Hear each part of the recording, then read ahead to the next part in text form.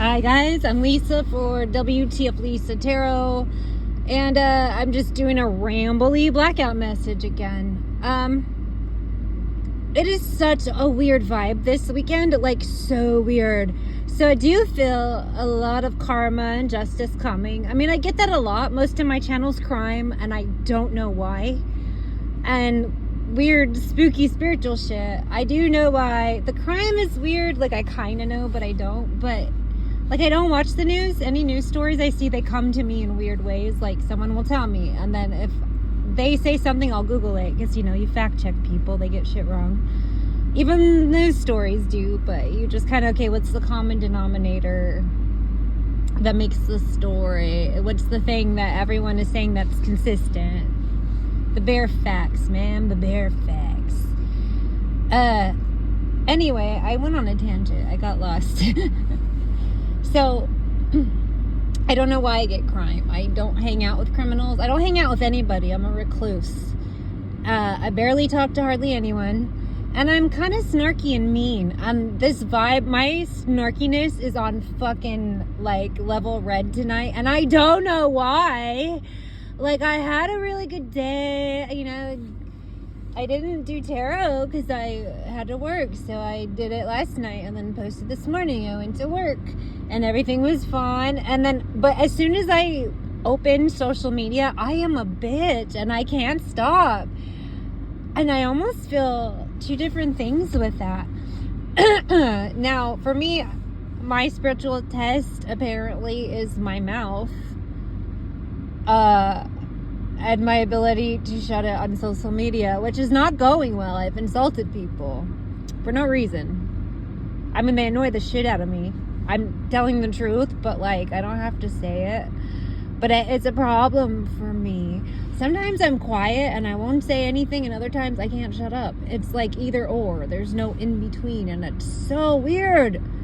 But this vibe, like, I was cool at work, no problems there. Everyone was in a good mood. Like, the vibe was cool. But I get home. It was like I made the mistake of opening it to respond to somebody. Because I have a few people there I love. So, that's, you know, that's how we speak sometimes.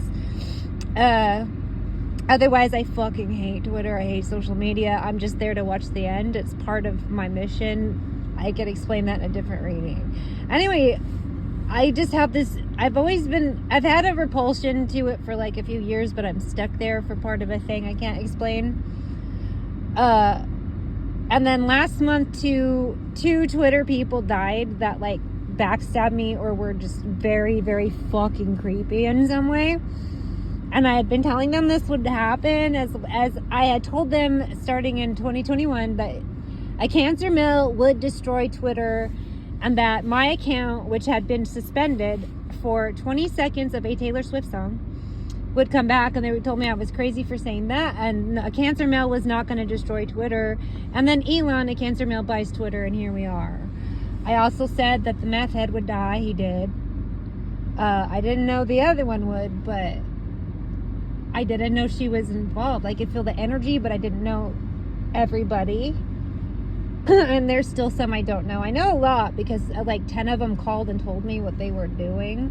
When you have 10 different people that you don't know all telling you the same things about people you do know, you're like, maybe they do know each other. And it's that vibe too, is they were all pretty consistent with facts, except the reasons why they were doing weird shit. They were all told different things that made no sense. And it all ultimately lands them in jail or dead, or they just have like AIDS or some weird disease. I can't remember what the guy said he had that he gave people. He had AIDS, he has HIV and something else. I forgot what he said. I was directly told by my karmics, they have this. They didn't know that they called me. I have a weird thing where people have to confess to me, whether they want to or not. Some are aware that it's happening and they're like, I don't know why I'm telling you this. I don't want to. And they cry a lot when it gets down to that. Others, they take a very long time and they still pretend like they aren't confessing while they're confessing. It's weird as shit. I wish I could record all of you when this happens to me, which sadly has happened like 800 million times my whole fucking life.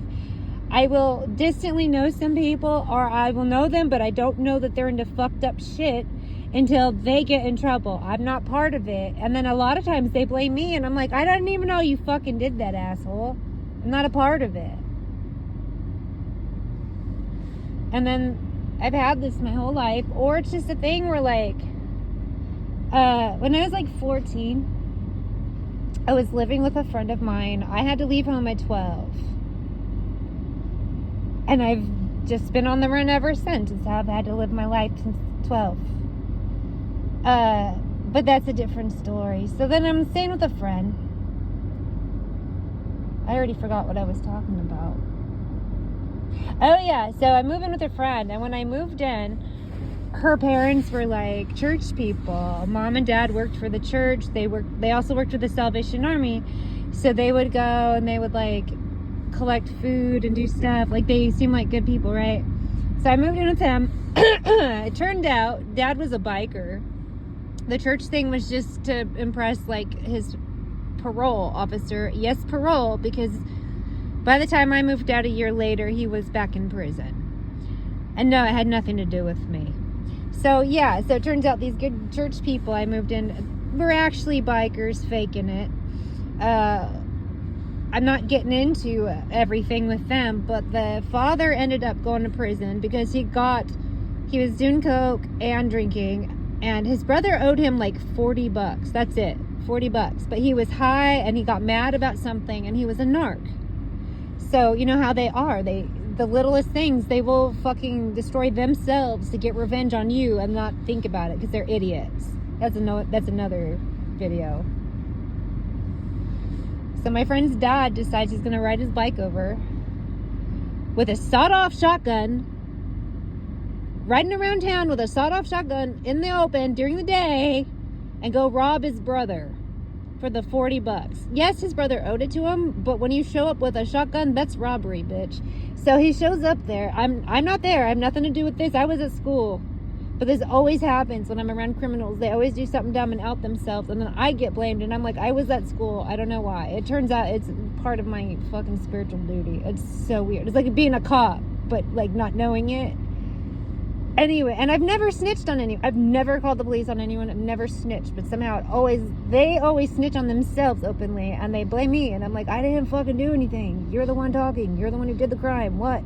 Anyway, so he goes over to his brother's house. He not only tries to rob him, he slaps him around. He slaps his nieces around his brother's wife. He ties them up to a chair. Like, he just does everything that makes it a fucking felony.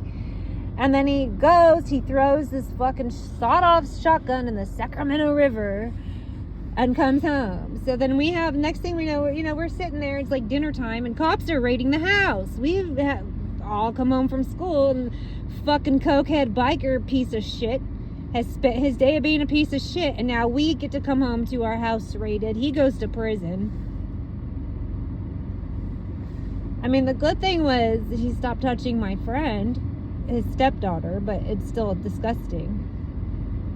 And she didn't tell me for a long time. It kind of stopped when I moved in, so she was really glad. But I didn't know the extent of it. And then he went to prison, and then I moved away because she ended up getting mad at me for some bullshit later. And I feel like it was more the stress from like what just happened with her fucking stepdad and her family. And it wasn't too bad. Like, we didn't like fight where we hate each other. Like, we would still speak and stuff. It was just like strained after. So I moved, and I haven't seen her in a few years.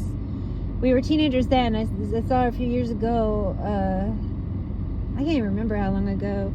She ended up having a baby when she was like 16 and getting married at 16 to someone who wasn't the father. And then she's like works at Walmart. So I know that's not like a great story, but you know what? She had an abusive biker stepdad. It would have been worse, honestly, if he hadn't gone to prison. I almost feel like he would have killed her.